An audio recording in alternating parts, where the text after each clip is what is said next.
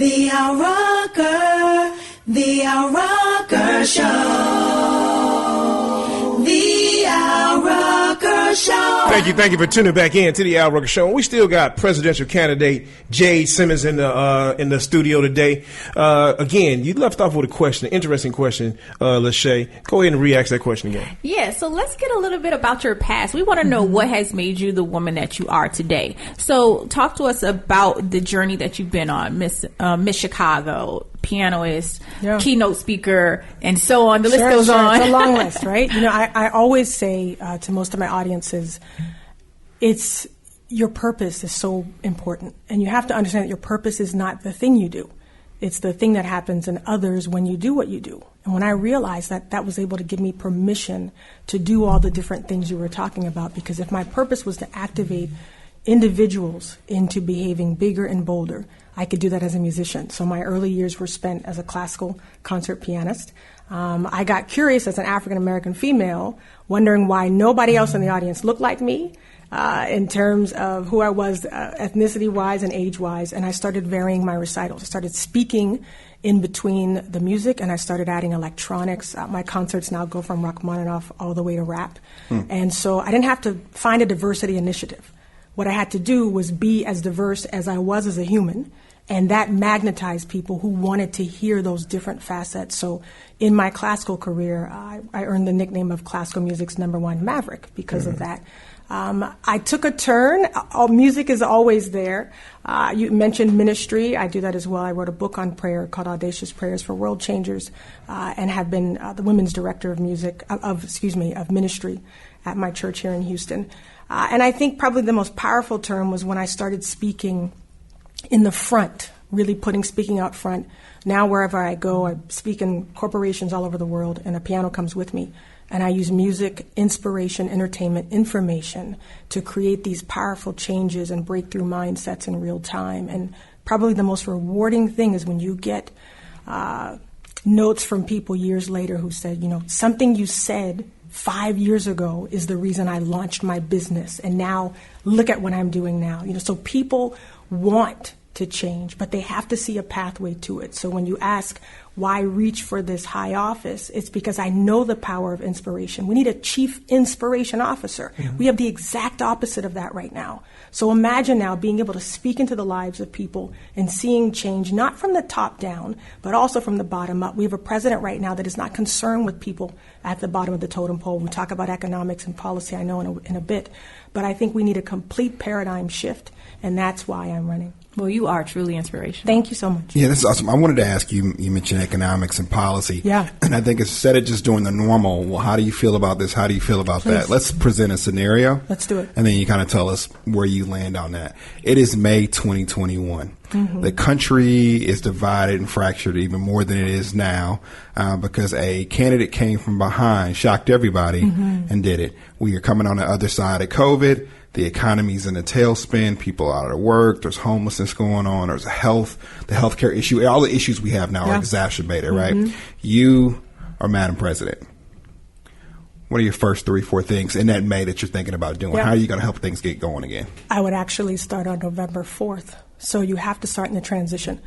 We have an instant industry to be built in the name of ongoing emergency preparation. What's going to happen if we keep doing what we do right now? We'll get around in January, we'll elect someone new, they'll be in the White House, and they'll start thinking about what to do maybe if this happens again. So there's an industry that I believe can be started right now. You talk about using these factories that have been closed down, factory workers that have been out of work, people recently unemployed by COVID. You can employ them right now, not only to restock our own stockpiles, we should be the source of inventory for the world. They should be coming to us to restock. So we're talking about instant gratification where jobs are concerned. We need to hire about 30,000 new people right now.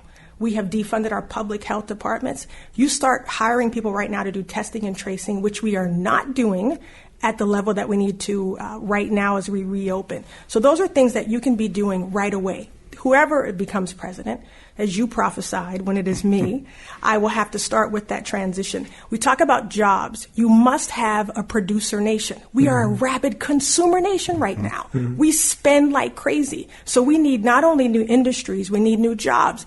New jobs aren't going to mean anything if they're still paying what they're paying now. Minimum wage, $7.25 since 2009. That's ridiculous. We have to up the federal minimum wage, $10 minimum. That'll give you Alabama, South Carolina, Mississippi, Tennessee, and there's one more state that don't even have minimum wage laws. Instantly, those people working for $7.25, because if you don't have laws, you use the federal's wage, they instantly go up to $10. Do you know what that would do for so many Americans? Talk about single moms right now. There's not one city in the entire nation where a single mother making minimum wage could afford a 2-bedroom apartment. But you're going to tell her to find a pathway out of poverty and she can't even put a roof over her head. So we're looking at what I call an economic heist. Okay. I believe we have to have a redistribution of wealth, and we have to do that by, first of all, making working worth it for so many working Americans. So let me ask you a question, just kind of coming back off of that. So going back down a policy line, you mentioned how we are, which I agree, we are a consumer nation, right? We aren't producing things. We also know if we take a look at across the board, across the nation, just the educational platform, what happens, and particularly in public schools, what children are trained to do in the curriculum, or more importantly, I think, what they're not trained about credit, about open business. They're trained to be worker bees and not to be producers, right? So how would you move things on a educational impact across the masses for the public schools when we know we have people of color, disenfranchised, people new to the country as well, and none of school is geared for them to be successful? No, it's not. We're working on an old 20th century model. I mean, we are way behind in terms of what we're even teaching our kids to do. Education has to be individualized. I have a son who has a diagnosis of high-functioning Asperger's. We didn't find that out for years. And so our intention, my husband and I, were for both of my kids to go to public school. We went to public. It was good for us. That's what we wanted. We wanted the diversity of public school. We live out in an area of Houston that's not very diverse. And when I tell you what we had to go through to find out what he was dealing with, and then what we had to pay to treat him.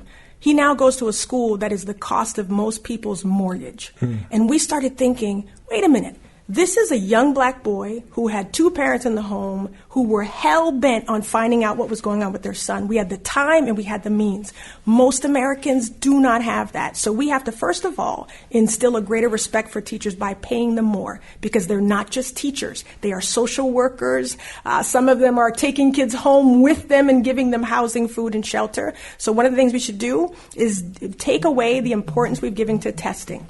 We're spending millions of dollars on testing right now. Take that money back, pay the teachers more. You can start right there. And I think in terms of what the government can do, we have to be able to empower parents. Education will only be reformed. We see that right now with Betsy DeVos in office. It will only be reformed from the bottom up. Parents have to stand up and say, we are done with systems that do not serve our kids, and teachers and parents have to work together to reform the system. As president, I would be a supporter of that system, and I would look at the funding that we do also goes towards individualizing education to do what you were talking about, to really train kids based on their skills, their creativity, like Lachey was mentioning, and their individuality. We have to be rearing up kids who think like entrepreneurs. Even if they never start a business, they need the creativity to say, I can put together solutions. The reason I'm running for president is because I'm a creative. We cannot go into office with the same stale solutions we've been sitting and dealing with and settling for the last years. We need creativity coming from the Oval Office. So, there's no doubt you're a very, very sharp, very talented human being. I'm not going to even minimize it by, giving you the female title. Or I appreciate that. So, my question is, with all that talent, and let's just say you shock the world and you do become president. And so who's going to be your vice president? I can't say it right now. I can't say it right now. Here's what I will tell you about that person. It will be shocking because they will not be my carbon copy.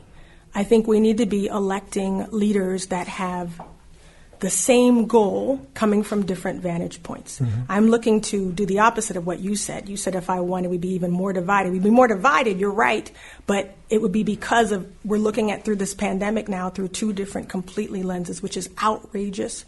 So the reason I believe we need that palate cleanser is you've got to look at the person in office and say, well, we know The Republicans don't own her. We know the Democrats don't own her. So my VP will not be a carbon copy. They will be able to represent different demographics that don't necessarily think they hear themselves in my voice. But when you see platform that's really toiled over, policy should be toiled over. When you go to Congress, you talked about why didn't I run for Congress?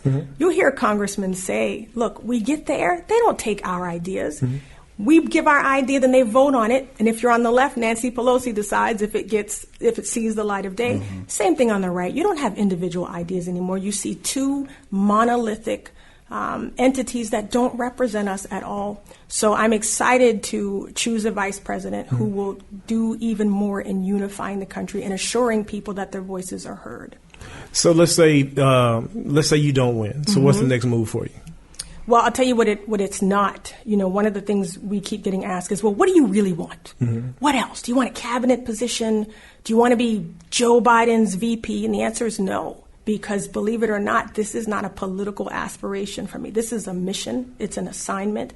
I know that what I'm supposed to do all the way to the White House is reach for victories every day. And if people are finding their voices every day with people who are saying, man, if you did this wild thing, I got to at least do the thing that I've been sitting on for the last few years. So we're looking for private and public victories along the way for individuals. And we believe that after this, what will be opened up is a whole new lane of leadership.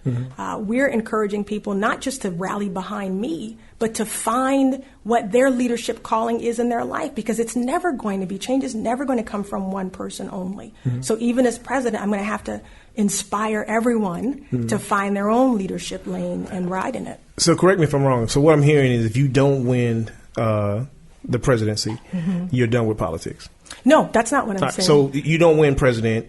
What do we look for you? What's the next go around? What's the next phase? I think I'm in it now. You know what I mean? I was telling my team there's no going back. We can't pretend this never happened. I think after this now, what happens is that I'm able to use my voice in ways that I wasn't using it in before. The events that you were talking about, Lachey, I was inspiring people as individuals to be their biggest and their boldest. Now, there's a need now to inspire nations, to really inspire groups to do more. So I see that continuing to be a broadened part of my message going forward. So will we see you in public office sometime? If you don't win the presidency, it's either president or bust. You're not gonna run for mayor. You're not gonna run for senate. You're not gonna do any of that. You're either gonna have to be president or you're not gonna. As of right now, I have no desires to do anything else political. This is, and I think it's why people keep asking me that, and they ask it in 3 or 4 different ways because it's usually you want something else. But I don't understand why. You have all this talent, you have all this knowledge, you have all this aspiration to inspire people and help people of color and non-color. We'll see. We'll see. But I'm just telling you now, it's not an angle. I'm not playing an angle. I'm not looking to shoot up high, get my star to shine and then grab something lower. That's not the plan. The plan is to be focused. We have a leader right now that is anything but focused. So we need someone who's focused about what they want to do and focused on the job itself. So before we get you out of here, how can our followers follow you on social media, and where can people give to your campaign? They can find us at OperationRestoration2020.com. That's the best place to start, and all of the social media handles are the same. Okay. And what about giving to your campaign? Same place. They go there and they denote. They can also text RESTORE to 33777 and be a part of the movement to restore this nation to its rightful identity of being one nation under God, indivisible. All right. Congratulations. We wish you all the luck. And I do hope to wake up that morning and be shocked, just like President Trump was shocked. He was shocked. Yeah, he was shocked. So if that is the case, we definitely, I can say, hey, I know the president. Yeah, and I'm gonna try to fight for me a position too. I want to be Secretary of Defense. I just want to thank you for having me. It's not easy as an independent to get the message out there. I really appreciate it. No, whatever we can do, and come back. Let's come back. Let's get you back in here.